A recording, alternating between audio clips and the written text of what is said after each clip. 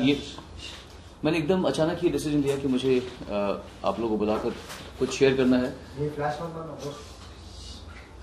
मुझे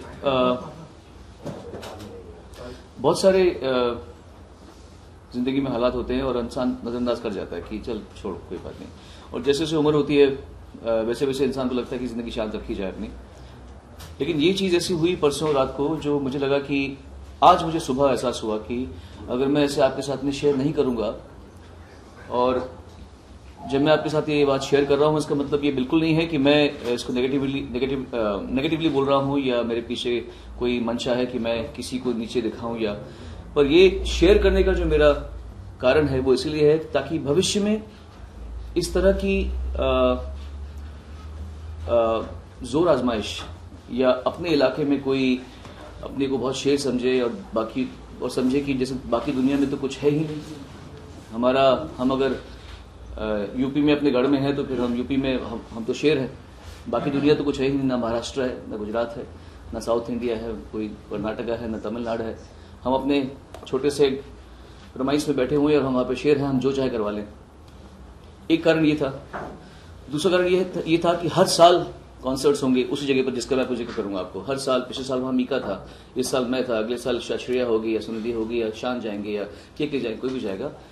कम से कम अगर इस बात को मैं अभिव्यक्त करता हूं आपके सामने तो कम से कम ये इस बात का आश्वासन सबको मिल जाएगा कि शायद अब कोई भी आदमी सोचेगा 10 बार कि किसी आर्टिस्ट को रैंसम रखना या किसी को रोक कर रखना या किसी के साथ में इस तरीके से बदसलूकी करना, किसी के ऑफिस के साथ में, सेक्रेटरीज के साथ में दुर्व्यवहार करना कितना खतरनाक या कितना बुरा हो सकता है। बिकॉज और खासतौर से तीसरा जो मेन कारण था कि मैं जिनकी बात कर रहा हूं वो एक एजुकेशनल इंस्टीट्यूट के हेड है, वो कोई पॉलिटिशियन नहीं है कि मैं बोलूं चलो कोई बात यार।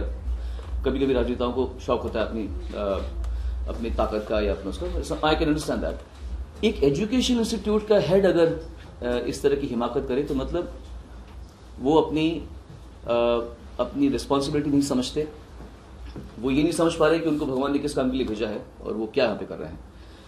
अब मैं आपको बताता हूं कि ये परसों की बात है। मेरी माँ लिटरली बहुत खराब वर्ड है ये, मृत्युशैया में, डेथ बेड पे है, वो क्रिटिकल है। हर रोज 2 बार 3 बार बुलाती है हमारे पास में, जैसे आखिरी बार देख रही है मुझे। उस हालत में मेरे पास बैक टू बैक शोज थे। अगर मैं कह देता कि मुझे जाने नहीं, जा मेरी माँ बीमार है, शो नहीं करता, मैं सिर्फ मम्मी को झूठ बोल के गया कि मैं शाम की फ्लाइट से दिल्ली गया, दिल्ली से मुरादाबाद 4 घंटा ड्राइव किया, रात को वहां पहुंचा, इमीडिएटली कपड़े बदले, शो किया। शो के बाद आई वाज एक्सपेक्टेड कि मैं फटाफट दिल्ली पहुंचूंगा, मैं फ्लाइट पकड़ूंगा और मैं बॉम्बे आ जाऊंगा, सुबह आ जाऊंगा। ये मेरा प्लान था पूरा। पापा ने कहा मत जा। मैंने कहा था कि मम्मी बीमार है, मैं सोच रहा था सो रही है अभी, मुझे जाने दो, हजारों लोग वहां पे व्यथित होंगे अगर मैं नहीं जाऊंगा, तो मेरे काम है। एंड जैसे कि सबने कहा हुआ है the show must go on, तो मैं काम भी कर रहा हूँ, उनके साथ टाइम बिता रहा हूँ। मैं इतनी धक्के खाकर मुरादाबाद में गया और वहां पर इतना बड़ा विशालकाय कॉलेज है, बहुत ही अच्छा, बहुत ही सुंदर कॉलेज है, तीर्थंकर महावीर यूनिवर्सिटी। मैं वहां के प्रेमाइस में बड़ा खुश हुआ, हमने इतना अच्छा बनाया हुआ, वाह। शो किया, हजारों छात्र छात्राएं, उनके अध्यापक प्राध्यापक, उनके माँ बाप जो भी होंगे, सब ने बहुत प्यार से शो देखा, सराहा, क्योंकि उनके लिए बहुत बड़ी बात थी कि मैं मुरादाबाद आया हूँ पहली बार। 3 घंटे शो चला। ठीक 1 बजे मैं स्टेज से उतरा। 4 बजे की मेरी फ्लाइट थी, बॉम्बे से चार्टर किया था मैंने।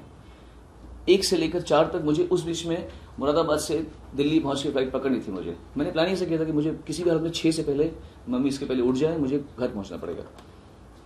मैं जैसे ही उतरा स्टेज से वैसे ही 4-5 पुलिस वाले और 2-4 और सिक्योरिटी लोगों ने ऐसे पकड़ लिया मुझे। ऐसा कभी हुआ ही नहीं। अगर सिक्योरिटी के लिए भी कोई आता है तो वो ऐसे पकड़ते हैं। आप आर्टिस्ट को कभी उठा के ऐसे रखते नहीं है, आप आर्टिस्ट को ऐसे घेरते हैं। एक ने यहाँ पकड़ा, एक ने यहाँ पकड़ा, ऐसे पकड़ा मुझे। मैं देख रहा हूँ, मैं सोचा कि चलो शायद इनका यही स्टाइल है सिक्योरिटी दिखाने का या संभालने का। भीड़ तो बहुत थी, मुझे तब शक नहीं हुआ, कुछ नहीं हुआ। मैंने देखा कि आशीष राम जो मेरे सेक्रेटरी हैं, मेरे साथ ट्रैवल भी करते हैं, और मयूर हसीजा, इन दोनों ने मुझे देखा, मेरी शक्ल देखे समझ कुछ तो गड़बड़ है। तो उन्होंने मुझे बोला सर ग्रीन रूम लेके जा रहे हैं। ठीक है चलो, कह रहे तो कोई बात नहीं, सिक्योरिटी हासिल होगा। तो ग्रीन रूम में गया तो बहुत ही सभ्य तरीके से वहाँ पर एसीपी, डीसीपी, चांसलर जो भी कॉलेज से बैठे थे, वहाँ उनके बच्चे, सब फोटोग्राफ के लिए होता है। अमूमन शो के बाद में फोटोग्राफ नहीं खिंचवाता, क्योंकि मैं 3 घंटा स्टेज पे होता हूँ बिना बाथरूम जाए, बिना कुछ खाए, भूखा प्यासा, पानी तक नहीं पूछा गया था मुझे जब मैं उतरा तो। Photograph photo photo photo photo photo photo photo photo photo photo सब मैं से खड़ा हूँ, ठीक है, 1 photo 2 photo 3 photo 25 photo 50 photo 55 photo, एक से लेकर टाइम देखा मैंने 1:25 हो चुका था। मैंने 1:25 हो गया और किसी को दया नहीं आ रही कि इसको जाना है, फ्लाइट पकड़ी, सबको पता है मेरी माँ बीमार है। तो फिर एक शख्स आया अंदर, बहुतों में से एक शख्स, बड़ी ही उसमें रौब से, हाँ भाभी भाभी जी आप आओ, अरे उनको बुलाओ, अरे उनको बुलाओ यार, अरे उनको बुलाओ यार, अरे उनको बुलाओ। तो जब ये 10 मिनट चला तो मैंने उनको सिर्फ देखा और मैंने ऐसे कैमरा सामने खड़े थे तो मैंने सिर्फ ऐसे लिटरली, मेरी माँ की कसम, जो मैं अब आपको कहूँगा इसमें इतनी सी भी मतलब त्रुटि नहीं होगी, मैंने ऐसे हाथ जोड़े, मैंने बोला प्लीज़ मेरी माँ मृत्युशैया में है, आप कृपया मुझे जाने दीजिए, मेरी फ्लाइट निकल जाएगी, मैं बहुत मुश्किल में पड़ जाऊँगा, जाने दीजिए। तो ये जो कॉन्फ्रेंस में कर रहा हूँ ये इसलिए कर रहा हूँ कि उस बात का जवाब क्या दिया उस आदमी ने, मैं सोच दुनिया में किसी ने भी आज तक इस बात का ये जवाब नहीं दिया होगा जो मैं आपको बताने वाला हूँ। वो आदमी ने मुझे देखा भी नहीं और बोला 50 लाख खर्च किए मैंने, 50 लाख, एक फैमिली मेंबर से फोटो खिंचाऊंगा, बट जाने दूंगा नहीं मैं। तो आशीष को बोला था ना आपको, तुमको बोला था ना जाने दूंगा नहीं मैं। 50 लाख खर्च किए मैंने, 50 लाख खर्च किए हैं, एक फैमिली मेंबर्स, रिपीट एक फैमिली वाले से फोटोग्राफ नहीं खिंचवाओगे तो जाने दूंगा नहीं, बोल रहे हो, जा नहीं सकते यहाँ से, नहीं। उस दिन मुझे रियलाइज हुआ कि अपहरण या जब कोई अपहृत होता होगा तो क्या रियलाइज होता होगा। हमेशा ही फिरौती में पैसे नहीं मांगे जाते, यहाँ फोटो मांगी जा रही फिरौती पे, सोचिए अजीब सा। मैं हैरान हो गया कि कोई आदमी, और मुझे ये कौन होगा जिसकी इतनी हिम्मत है, ये पॉलिटिशियन है या कोई गुंडा है या कौन है वहाँ पे। पर मुझे पता था कि मैं इनके एरिया में हूँ, अगर मैं गुस्सा करूँ, मैं क्या समझ रहे हैं, फोटोग्राफ कॉन्ट्रैक्ट का हिस्सा नहीं है, 3 घंटा गा चुका हूँ, तुमने पैसे भरे होंगे उनको, उसके बाद गा तो बच चुका हूँ, मेरा काम खत्म हो गया। इसका मतलब थोड़ी कि मैं आपकी फोटोग्राफ के लिए मैं आधा पौना घंटा 1 घंटा बैठा रहूँगा। और एक तरीका भी होता है, आप अगर मुझे कहे कि रियली सॉरी, आप सिर्फ 5 मिनट हमको और दे दीजिए, मैं सारी फैमिली को बुला लेता हूँ सर, मैं कभी भी मना नहीं करूँगा। आप किस ज़माने में बात कर रहे हैं? आज के ज़माने में एक बड़े से बड़े राजनेता नहीं बचता घोटाले करके, एक बलात्कारी नहीं बच सकता। मीडिया इतना स्ट्रांग है, आप किस देश में, आप किस सोच में रह रहे हैं? आपको कैसे लगता है कि आप सोनू निगम या किसी और आर्टिस्ट को इस तरीके से रोक कर, थाम कर फोटो खिंचवाए बिना 50 लाख खर्च किए? अरे मतलब first of all it does not suit, it is against the decorum of a head of institute. Because बाद में मैंने पूछा, मैंने बोला ये आदमी है कौन एक्चुअली? तो सारे पुलिस वाले जो थे वो कहते हैं छोड़िए सर, ओनर है। तो मैंने बोला ओनर है? ये तो बड़ी शर्म की बात है कि कोई इतने बड़े इंस्टीट्यूट का ओनर। मैंने विकिपीडिया पे जाकर देखा, तीर्थंकर महावीर इंस्टीट्यूट यूनिवर्सिटी जो है उसमें लिखा है कि principles of culture and something ऐसा लिखा हुआ, जिसमें जाएगा देखिएगा आप, कल्चर कंडक्ट एंड महावीर के प्रिंसिपल, महावीर की फिलोसफी क्या है और ये आदमी यहाँ पे क्या कर रहे हैं। तो मैं तो एकदम ज़ाप्ट हो गया और मैंने बोला अगर मैं यहाँ पे लड़ा तो ये मेरे लोगों को, भले मुझे ना मारें, किसी को आशिक को थप्पड़ मार देंगे, उनको धक्के मार देंगे, लड़कियाँ थी हमारे साथ में उनको कुछ परेशान कर लेंगे, हम क्या कर लेंगे उनके गढ़ में, उनके एरिया में। तो मैं से खड़ा हो गया, ठीक है समझ गया, आप बहुत अंदर से बड़े महान, आपका कॉस्मोस है, बहुत बड़े महान इंसान है। Maximum I can do is I can just photograph. मैंने कुछ नहीं बोला, मैंने भाई चलो फोटो खिंचाई, आते रहे सब फोटो खिंचाते रहे। इतनी तमीज़ से लोग आ रहे हैं, समझिए आप बहुत थक गए होंगे। मैंने मैं थकता नहीं हूँ, मेरी माँ मर रही है असल में। तो ऐसे हो गए। मैंने बोला और आपके जो शख्स है, जो भी आपके हेड हैं, उन्होंने कहा है कि जब तक उनके 50 लाख रुपए वसूल नहीं हो जाते तब तक वो मुझे जाने देंगे नहीं यहाँ से। तो इतने शर्मिंदा हुए उन्हीं के लोग वहाँ पे जो फोटो, अच्छा सॉरी करके मैं वहाँ से बाहर आया और फिर मुझे लगा कि निकल जाना चाहिए। उन्होंने हमारी पायलट कार, मुरादाबाद से दिल्ली का रास्ता थोड़ा सा ठीक नहीं होता और हमेशा पायलट कार 3 गाड़ी हमारे साथ में थी पहले जब हम आए थे मुरादाबाद। जब हम गए तो हम अकेले आ रहे थे, मैं, आशीष और एक ड्राइवर, बस।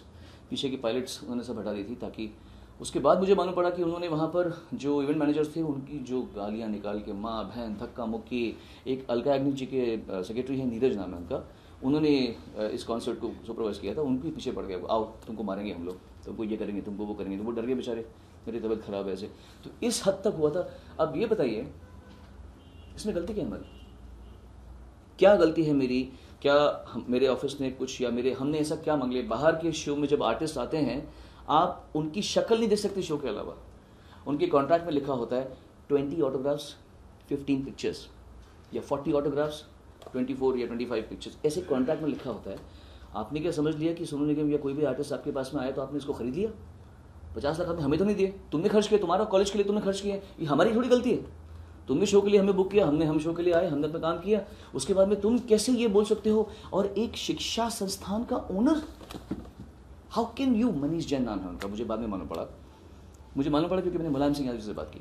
मैंने वहाँ देखा बहुत बड़े होर्डिंग लगे थे, मुलायम सिंह यादव जी, अखिलेश जी और अब जो एक और हैं कि नहीं जो नहीं जो मुस्लिम आजम खान साहब, हाँ, तो वो तीनों की फोटोग्राफ लगी थी। मैंने मुलायम सिंह जी को मैं पिछले 15 साल से जानता हूँ, तो मैंने कल शाम को उनको फ़ोन किया, मैंने कहा कि ऐसी सी बात है और अगर मैं कल कुछ एक्शन लूँ तो आप बुरा तो नहीं मानेंगे, मैंने कहा, क्योंकि ये बात सिर्फ कुछ शोर मचाने की नहीं है।